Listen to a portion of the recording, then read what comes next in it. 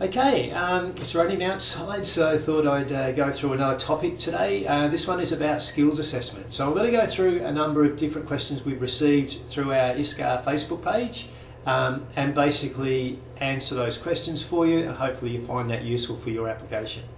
Okay, first question. Can you do other English tests for an accounting skills assessment?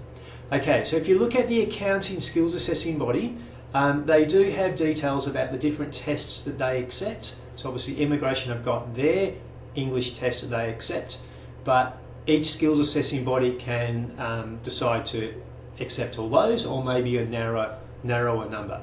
So the accounting body accept the Cambridge, the IELTS, the TOEFL and the PTE test, and they've got the marks that you require on their website. So short answer, yes, you can do other tests other than the IELTS. Of course, you can also do the professional year, and then that avoids you having to do the IELTS at all, but then obviously you're going to have less points because immigration reward 7s, for example, in the IELTS more than they reward 6s.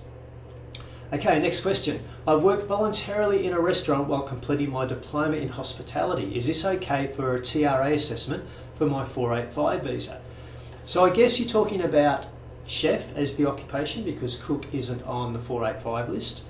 So the TRA want to see you've got some practical work experience, and they require 360 hours in a cooking environment. They don't need the work to be paid as long as you can prove you actually did that work. So if you can provide timesheets and detailed work references, you may well be able to show you've still done the work even though the work is voluntary. Okay, VetAssess have said they can count my PhD research work towards my assessment. Will immigration also accept this for work experience points? Okay, so immigration will count work experience that is at the skill level, at least 20 hours a week, and is remunerated. So if you're receiving some sort of scholarship, the scholarship needs to be more than just living costs.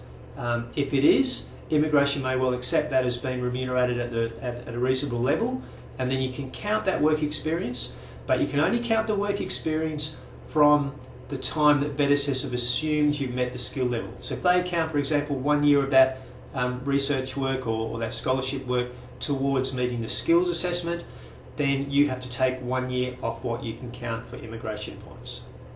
Okay. Very similar topic. I've heard the term deeming date. What does this mean? Okay, so each skills assessing body has got a requirement to work out when you meet the skills assessment for that occupation in Australia. Often that means that not only do you need a qualification, but you also need to have a certain amount of work experience to prove you can demonstrate those skills. So for example, the ACS require an Australian graduate to have 1 year full-time work before you meet the Australian standard. The VetAssess, they also require at least 1 year work in the last 5 years. Sometimes they might require 2 or 3 years work, depending on how related the work and qualifications are to your nominated occupation. The TRA as well, they also require a period of work experience, although for them, the Job Ready program can be counted for work experience points. Once the assessing body have worked out when you met the Australian standard, then that is when you are deemed to have met the Australian standard for that occupation. You can then count work experience after that deeming date for work experience points. Okay, next question. If I apply as an Australian graduate with the ACS, can overseas work experience be counted? Okay, the ACS have got a really good FAQ section on their website, and they've got the answer to that on there. Basically what it says is you can count work experience, but only work experience that took place after you obtained your Australian qualification. So you need to obtain at least 1 year work experience to get the full assessment. That can take place overseas, but it must be work after you obtained your Australian qualification. The other thing, of course, is it needs to be at least 20 hours a week according to the ACS, and the duties you do in your work have to be 65% related to the ACS specialisation or occupation that you're nominating. Okay, how long is my ACS skills assessment valid for, and can I get a new one if it runs out? Okay, it's a really good question, because a lot of the assessment bodies don't have the full 3 years on their assessment. So immigration accepts a skills assessment now for 3 years, but it's a lesser period if the assessing body says it's for a lesser period when they issue it to you. So for example, the ACS on theirs say just 2 years. So you must lodge your visa application within 2 years, or get an invite within 2 years. Otherwise you need to get a new skills assessment. Now, unfortunately, the ACS have also said, hey, if your skills assessment runs out and you need a new one, you have to meet all the new standards again.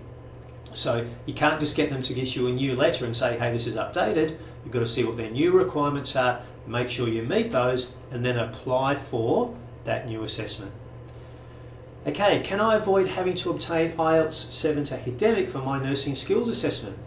So if you look on the ANMAC website for a full assessment, you do need to obtain 7's academic as a nurse. But if you can obtain state registration as a nurse, and they have got a lesser English language requirement, they give concessions for students who have had all their education in English, maybe studied in English after leaving school for a period of time. They have a whole series of different scenarios where they will waive the IELTS requirement. So if you can go through getting state registration, then you can go back to ANMAC, who are the assessing body for nurses, and go through the modified assessment, and then you can avoid having to get 7's in the academic IELTS test. How do I know what are suitable qualifications for VetAssess for a skills assessment as a hotel manager? Okay, so on the VetAssess website, they've got a really good guide that, not for all occupations, but for a lot of them, it explains the content required in your qualification and the content required in your work experience for a full assessment. So under hotel manager, it does explain, for example, that a highly relevant field of study would be hospitality management. Tourism event management studies without relevant subjects in hospitality hotel management would normally not be good enough. And employment as a restaurant manager also is not relevant work experience for the hotel or motel industry. So have a look at the VetAssess website. It does explain in detail for that occupation and for a number of other ones as well. That's a really good guide to have on there. Okay, last question. I have a degree from overseas in engineering and I'm just completing a Masters in Civil Engineering in Melbourne. Do I have to go through the CDR report for my skills assessment? So Engineers Australia have got a series of ways you can get a skills assessment. Some of those are because of accords that have been agreed to with other countries, like the Washington Accord, Dublin Accord, Sydney Accord. For students from overseas who've got those qualifications, they can often get a very quick assessment without having to go through a CDR report. People who are not from those countries, usually they would have had to have gone through a CDR report if they did their bachelor degree overseas and their Masters in Australia, because the Masters was not in the past considered okay as an Australian graduate. Now it is for a lot of the Masters courses. So on the Engineers Australia website, you can look at the approved courses at Masters level, and if your course is on there, you can get assessed as an Australian graduate after completing your studies, and that's going to give you a much simpler process and avoid the CDR report. So have a look at the Engineers Australia website. You haven't said what university you're from in Melbourne, but have a look at their site and hopefully your course is listed on there. Okay, that's all for our latest Q&A. If you need a consultation to talk about your situation, have it explained to you and what your options are, get in touch with us. Or if you need help with your visa application, also get in touch through www.iscah.com. That's all for now. Okay, see you soon. Thanks.